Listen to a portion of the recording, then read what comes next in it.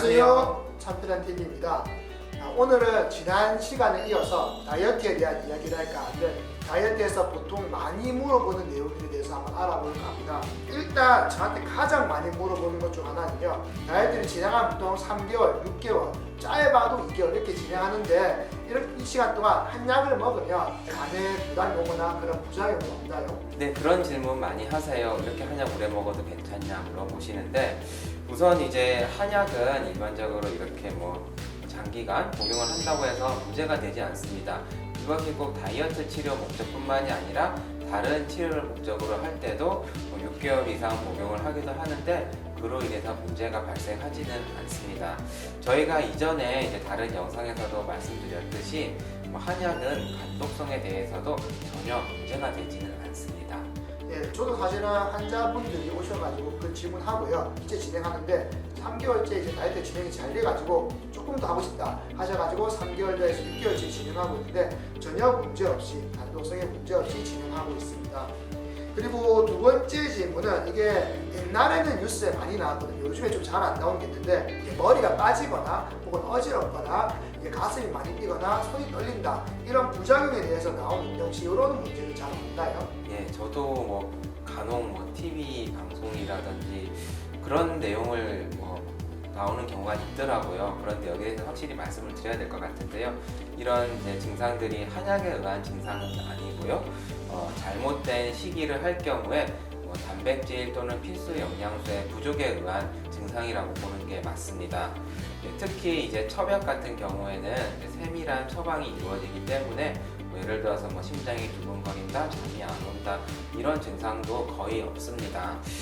다만 이제 한약 같은 경우에는 그 조제법이 이 약재를 직접 갈아서 만드는 이제 조제법이기 때문에 그 약재를 달여서 그 물을 마시는 이 첩약보다는 조금은 그 성질이 강할 수가 있고요. 그렇다 보니 간혹은 입이 마른다든지 잠을 좀 깊이 못 잔다 말씀을 하시는 경우도 있긴 하지만, 이것도 그 수가 아주 적은 편입니다. 대부분의 부작용은 한약이 원인이 아니고요. 식이를 잘못하셔서 오는 영양소 부족, 또는 단백질 부족, 필수 영양소 부족, 저혈당, 이런 것들이 주된 원인이라고 볼 수 있습니다. 저 같은 경우에 사실 다이어트를 꽤 많이 진행했거든요. 그래서 100건 이상을 조금 진행했던 것 같은데, 진짜 먹으면서 머리가 빠진다, 이 정도 수준의 부작용은 한 번도 없었던 것 같아요. 그 다음에 제가 봤던 케이스 중에서도, 제가 하진 않았지만 그런 케이스는 실제로는 없지 않았는가 라는 게 조금 생각이 되고요. 물론 이제 초기에 약간의 진짜 심장 떨림, 그 정도는 있을 수 있어요. 어지럼증도 있을 수 있어요. 근데 물어보면 정말 열심히 하셔가지고 순간 저혈당이 왔을 때 그런 경우가 있는 경우가 좀 많았고요. 실제로 뉴스에 나온 것을 보면요, 이게 한의원에서 처방받았다기보다는 한방 다이어트라는 개인을 하고 있지만 한의원이 아닌 어딘가에서 약을 처방받고 했던 경우에 이게 조금 커다란 부작용이 온 경우가 좀 있었던 것 같습니다.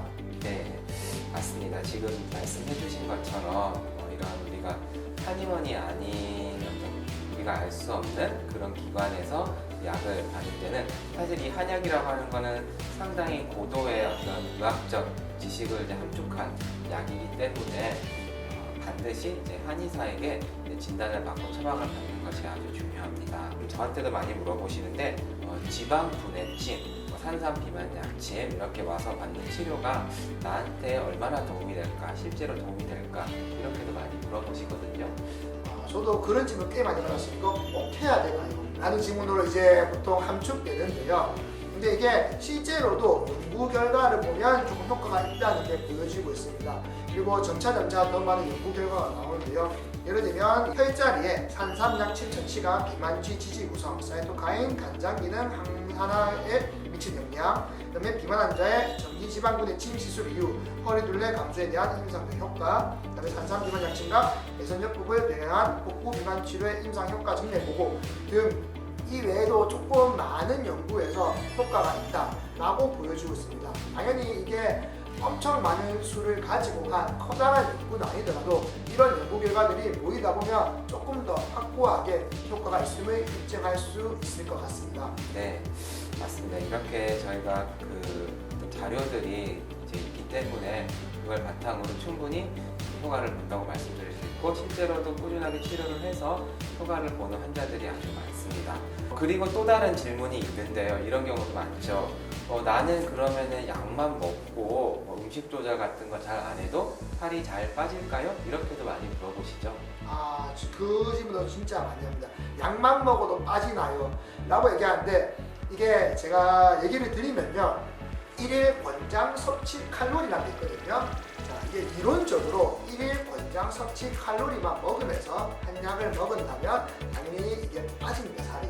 근데 우리가 1일 권장 섭취 칼로리만 먹으면요. 생각보다 이게 작거든요. 근데 우리가 당연히 고기도 먹어야 되고 가끔 피자도 먹어야 되고 치킨도 먹어야 되잖아요.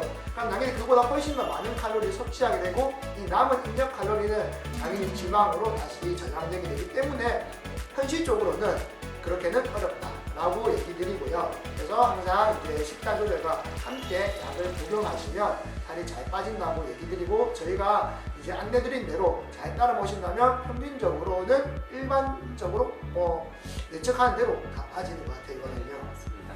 또 보통 또 이렇게 말씀을 드리면 환자분들 중에는 그러면은 내가 음식 조절만 하면 알아서 빠지는 거 아닌가요? 라고 물어보시는데 이렇게 이제 한약을 같이 이제 병행을 해야 되는 이유는 앞서 말씀드린 건강하게 그리고 너무 힘들지 않게 감량하기 위해서 이 한약이 아주 큰 역할을 합니다.